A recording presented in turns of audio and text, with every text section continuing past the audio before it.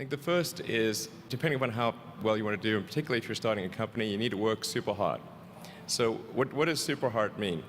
Well, when my brother and I were starting our first company, instead of getting an apartment, we just rented a small office and we slept on the couch.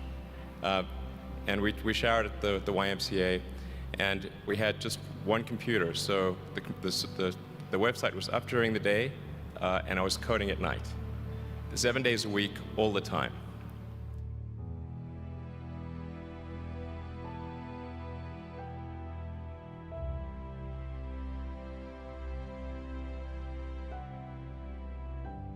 Work hard like every waking hour. That's the thing I would say, particularly if you're starting a company. And I mean, if you do simple math, say like, okay, if somebody else is working 50 hours and you're working 100, you'll get twice as much done in the course of a year as the other company.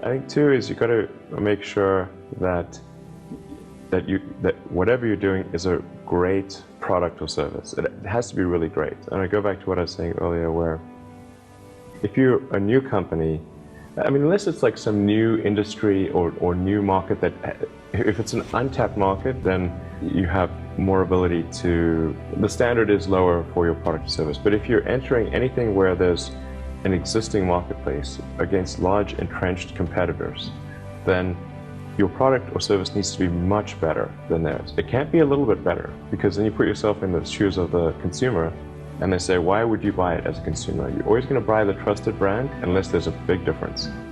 So a lot of times entrepreneur will come up with something which is only slightly better. And it can't just be slightly better. It's got to be a lot better.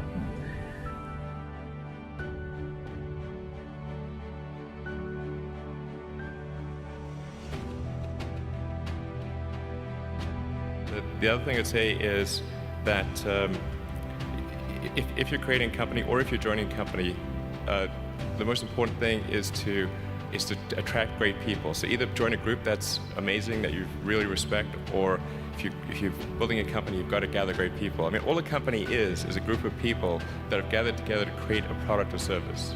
And so depending upon how talented and hardworking that group is, and the degree to which they're focused cohesively in a good direction, that will determine the success of the company.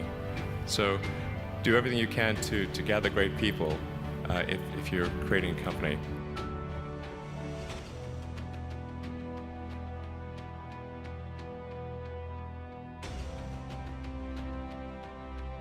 Then I'd say focus on signal over noise. A lot of companies get confused. They spend money on things that don't actually make the product better. So, for example, at Tesla, we've never spent any money on advertising. We put all of the money into R&D and manufacturing and design to try to make the car as good as possible. And I think that's the way to go. So for any given company, just keep thinking about, are these efforts that people are expending, are they resulting in a better product or service? And if they're not, stop those efforts.